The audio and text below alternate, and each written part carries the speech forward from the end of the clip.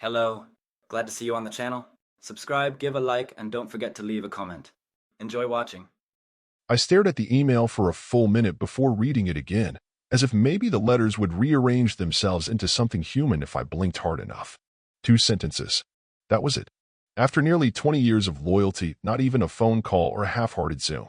Just a subject line, notice of separation, and a body that said, "We're moving in a different direction. Your access will be revoked by end of day." No signature, no explanation, no thank you, not even a warm regards. Just a blank HR address and a digital kick in the teeth. I didn't reply. I didn't shout or slam anything or fire off a scathing response like the ones you always imagine sending but never do. I just sat back in my chair, looked around the room I'd worked in for the last 7 years, the same 4 walls, the same 2 bright monitors, the same desk drawer full of energy bar wrappers and unused conference lanyards, and took a long breath that felt more like an exhale of the last 2 decades than anything else. Then, calmly, deliberately, I opened my archive folder. I'd built it years ago, not out of paranoia, but out of habit. A digital trail of work completed, systems launched, configurations customized and secured under layers of best practices nobody else at the company ever cared enough to learn. They didn't ask for any of it when they let me go. They probably didn't even remember half of what I'd done. But I remembered. I remembered everything. So I downloaded it. 5 gigabytes of scripts, workflows, service logs, and architecture diagrams, the kind of files you only understand if you've been around long enough to see what they connect to. Nothing stolen, nothing proprietary in the legal sense, just a full blueprint of my contributions, the backbone of a company that thought it could cut me loose with 2 lines of text. I copied it onto a clean external drive, slid it into my messenger bag, powered down my machine, and walked out of that building like I was leaving a dinner party I'd cooked for but was never invited to sit down at. Nobody said goodbye. Nobody even looked up. I guess that's what happens when leadership tells everyone you're retiring, even though you never said a word about stepping down. The drive home felt quieter than usual, the kind of quiet that doesn't come from silence but from the absence of motion. The hum of freeway traffic, the faint rumble of tires on the road, all of it sounded hollow, like background noise in a film scene where the main character just got sucker punched in the soul. I turned off the radio. I didn't want music. I wanted silence. I wanted time to remember every late night, every crisis averted, every time I stayed just a little longer to keep the ship from tipping while some VP in expensive sneakers talked about culture and scalability like he'd invented the damn internet. You don't spend nearly 2 decades at one company unless you believe in something, or at least you used to. I believed in loyalty. I believed that good work got noticed. I believed that showing up every day and solving problems quietly meant something. That building things no one else could understand would earn you respect, or at least a seat at the table. But somewhere along the way, the table got smaller, the chairs got shinier, and the people sitting in them stopped inviting folks like me. By the time I pulled into the driveway, the sun was already starting to dip behind the trees. I sat in the car for a while, staring at the porch light that had started flickering last month but never got fixed. My wife would ask how my day went. I wasn't sure how to answer that yet. Not because I didn't know, but because there's no word for the moment you realize you were nothing more than a line item on someone's quarterly plan. I went inside, kissed her on the forehead, said I was tired, and headed straight to the garage, the one place in the house that still felt like mine. It smelled like old wood and spilled coffee and the soldering iron I hadn't touched since my son moved out.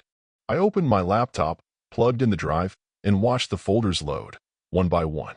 System_architectures. Cloud_integrations. Legacy_bridge_tools. It was all still there.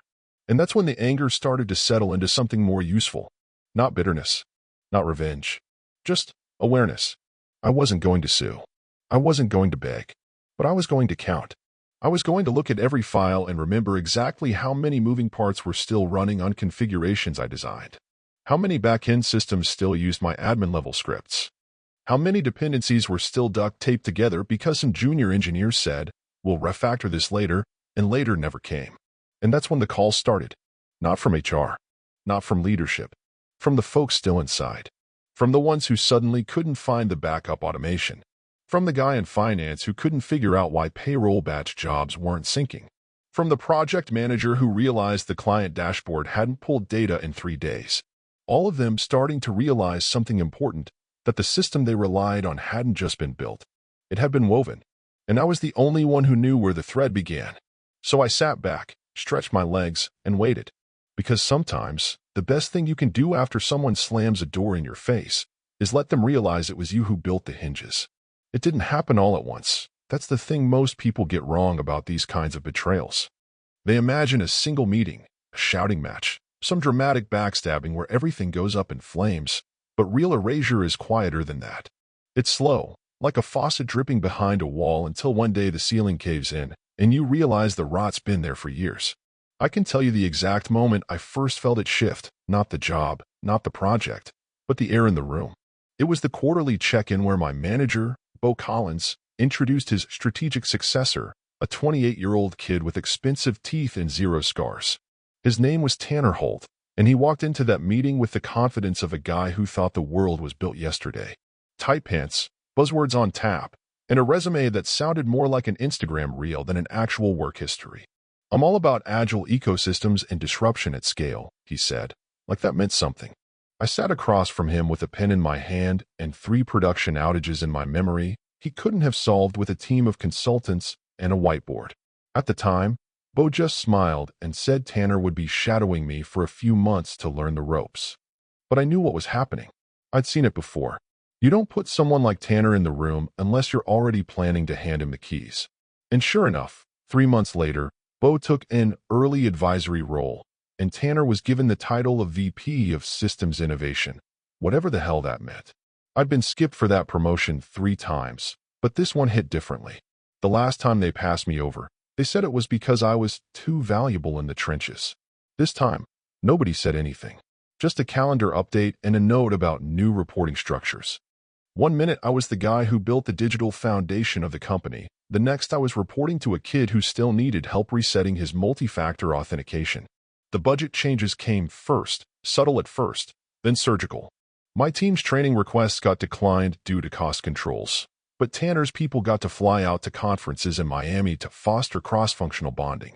The licensing agreement I'd been pushing for was shelved. The infrastructure upgrade I'd mapped out was replaced by a lean pilot initiative that looked suspiciously like a rebranded version of what I'd already built, only worse, because they didn't understand why I'd made certain decisions in the first place. Then the project started disappearing from under me. One by one, the systems I had designed, secured, and monitored were handed off to younger hires, folks with half the experience but double the flair. They were good people, mostly, just not ready. But Tanner didn't care about readiness. He cared about optics, about leading a future-focused team with modern energy, which was just a flashy way of saying no old guys, please. I didn't fight it. Not outwardly. What was the point? You can't argue with someone who's already written your obituary and is just waiting for the right quarter to publish it. So I smiled in meetings. I nodded when Tanner used words like synergistic capacity mapping and value narrative realignment. I did my work, answered my emails, and slowly became the invisible man in a room I used to lead. At home, it got harder to fake. My wife saw it in my eyes before I ever said anything. She knew something was wrong when I started coming home earlier but looking more tired.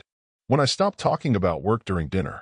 When I missed our anniversary for the 3rd year in a row because of a system rollout that Tanner decided had to go live at the end of Q2 to align with investor storytelling. That rollout, by the way, crashed for 4 hours because nobody read my notes on the deprecated endpoints. But no one asked me about that either. There were nights I sat in the garage with a beer, staring at my hands, wondering when exactly I'd stopped being a person and started being a position. I gave them 20 years. I missed birthdays, family reunions, even my father's last Thanksgiving because I was on a call with Singapore fixing a load balancer issue that only I knew how to resolve. You do all that because you think it'll mean something. Because you think loyalty builds legacy. But at some point, I became a piece of equipment, reliable, quiet, always available, and eventually obsolete. But I wasn't entirely erased. That's the part they didn't understand. Because beneath all the cloud dashboards and CI/CD pipelines, underneath the Kubernetes clusters and API endpoints, there were still remnants of me. Bits of code, config scripts, access protocols, things they thought they'd fully transitioned but hadn't. Things that still ran on my logic, still pinged servers I built, still used authentication tokens tied to accounts they didn't realize hadn't been updated since I first wrote the damn integration 5 years ago. Tanner's team thought they knew the system. But what they really knew was the surface. They didn't know where the load scripts were scheduled. They didn't know why the audit log occasionally purged itself at midnight on Sundays. They didn't know the legacy routing tables were still being mirrored for backup because I'd lost trust in the cloud storage provider after a security breach they never even read the postmortem about. And most importantly, they didn't know that I had kept the key. Not a literal key, not some switch that turns everything off, but something quieter. A soft spot. A dependency.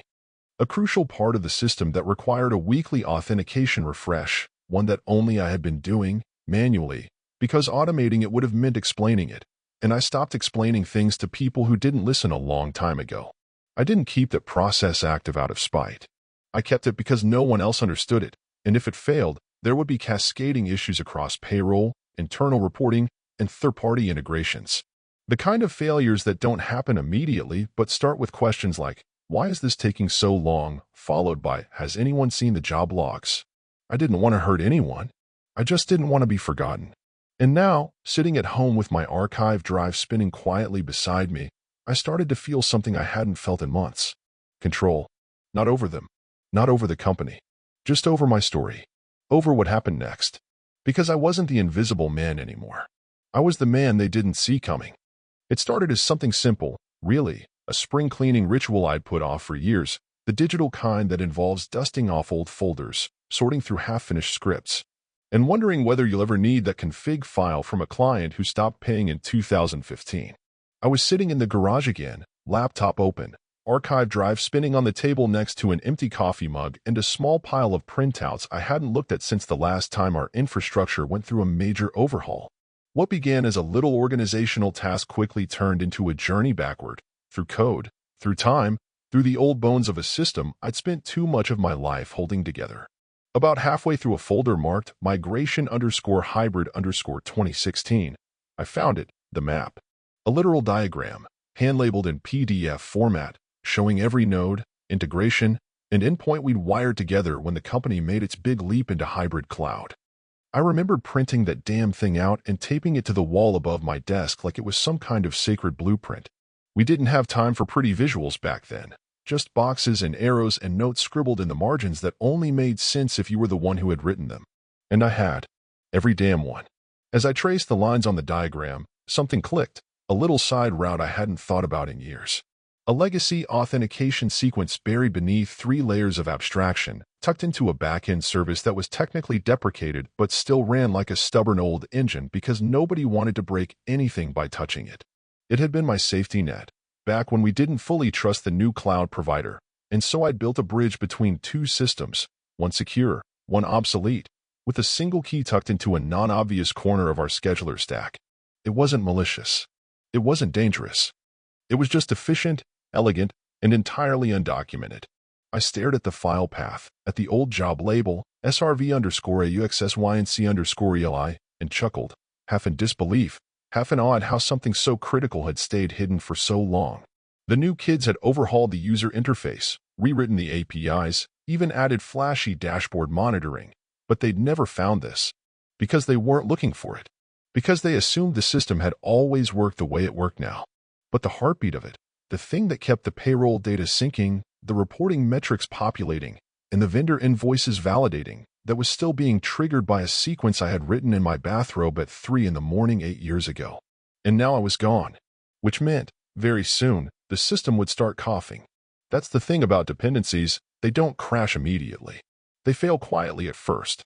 They start with little hiccups, little anomalies that look like user error or latency spikes or weird API behavior someone blames on the vendor. Then, over time, things start falling out of sync. Reports stop generating on time. Data gets stale. Cron jobs fail silently.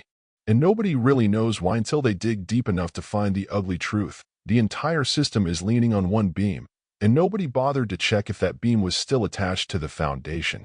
I didn't feel angry. I didn't even feel triumphant. I felt disappointed. Not in the people, not really. In the process. In the idea that something I had built with care, something I'd maintained like a mechanic working on a classic car, was now being driven into the ground by people who thought maintenance was optional and documentation was a waste of time. I leaned back in my chair and opened the logs from my local backup. Sure enough, The last successful refresh of the token had occurred 2 days before my termination, the day before they cut me out without a meeting, without a handshake, without even a goodbye. That refresh had been done manually, like always, by me. Every Sunday night for 8 years, I had logged in from home and renewed the credential because automating it would have meant putting it on paper, and putting it on paper would have meant explaining it to someone who didn't give a damn. So now it sat there, live, undocumented, irreplaceable.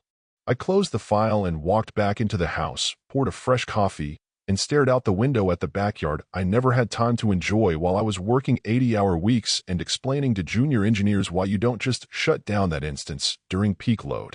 It was quiet, peaceful, but under that calm, I could feel the tension building like the pressure in a pipe before the valve gives.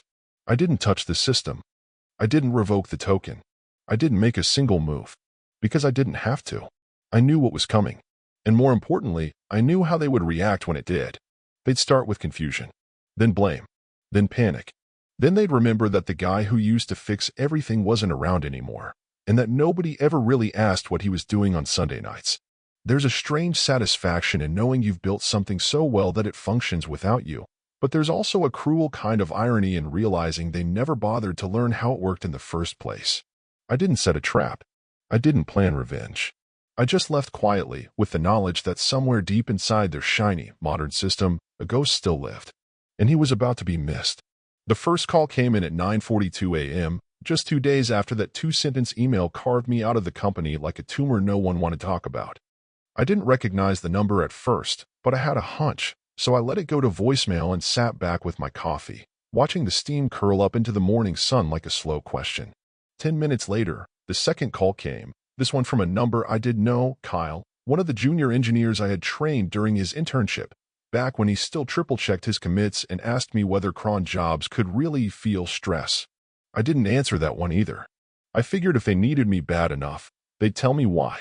And sure enough, they did. The voicemail was awkward, nervous, and filled with tech terms used just incorrectly enough to make me wince. Apparently, the report's dashboard wasn't syncing again, and nobody could figure out why. The backup job had failed overnight, and a few of the critical internal tools were throwing 503 errors that didn't make sense. Call said they were trying a few things, but he just wanted to check if maybe I had a sense of what might have been missed. I played the message twice, not because I didn't understand it, but because I wanted to savor it. By lunchtime, I'd gotten 3 more messages, 2 Slack screenshots forwarded to my personal email from an anonymous address, and 1 text from Cassandra in finance that just said, "Hey Eli, where is the payroll batch script stored?" I didn't reply to any of them, not out of cruelty, not out of pettiness, but because I had nothing to say that wouldn't be better delivered through silence. There's a kind of dignity and restraint that you only learn after years of being overlooked. You stop raising your hand. You stop reminding people what you're worth. And eventually, when they need you, your absence becomes your voice. By the end of the day, the messages stopped sounding polite. Panic was beginning to creep in, buried beneath layers of corporate speak and quick favor language, but it was there. Cassandra followed up saying payroll was stuck in pending status, and HR had just realized that their internal leave tracker wasn't updating. One of the newer engineers posted a Slack thread, which got screenshotted and leaked to Reddit, of all places, asking, "Anyone know how the hell this reporting job is still even working?" That one made me laugh out loud, because I knew exactly how it was still working. I also knew it wouldn't be for long. Then came the call. Not a text. Not an email. A real, full-volume phone call from a number I'd deleted 3 days earlier just to keep my blood pressure steady. Tanner Holt. Mr. Disruptive Energy himself. VP of Innovation and Ambiguity. I almost didn't pick up, but I figured if he was actually calling me, not delegating it to someone else, then something inside the machine must have finally hit the wall. "Eli," he said, in a tone I didn't recognize. Not dismissive, not casual, not fake-friendly like the last few meetings we'd had. This voice was careful, measured, maybe even afraid. "Hey Tanner," I said, keeping my tone flat, no warmth, no ice. Just a neutral space to let him bury himself if he wanted to. "I was hoping we could reconnect," he said, pausing like he expected me to jump in and help him finish the sentence. "There've been a few hiccups, nothing major, but it seems like a couple of systems you were, maintaining or throwing up some red flags. We're under some time pressure this week, obviously, and I was hoping we could explore a way to bring you back on a short-term basis." Consulting contract, 6 months. Generous rate. That last part hung in the air like a weak peace offering. I let the silence grow. Tanner, I said finally, do you remember what I said to you the first time you shadowed one of my system audits? There was a pause. I imagined him blinking rapidly, scrambling to think, maybe wondering if I was referring to some inspirational phrase I'd never actually said. I said, everything works until you forget why it was built that way. I paused, then added, and you forgot. Another pause, longer this time. Eli, look, I'll be the first to admit we didn't handle your transition well, he said, the word transition practically gagging on itself. But I want to fix this. You're clearly still the key to some critical infrastructure, and we want to bring you in, on your terms. Just name the rate. I smiled, not because of the offer, but because he'd just proven my point. Tanner, I said, leaning back in my chair and glancing out at the quiet yard, I don't want a contract. A beat. I want a meeting. Now he was confused. A meeting? Yeah, I said. In person. Conference room. I want everyone there, you, Cassandra, HR, maybe even the CTO. I want the same people who signed off on that 2-sentence email to sit at the same table and tell me what I was worth. And then, maybe, I'll tell you where the scripts are.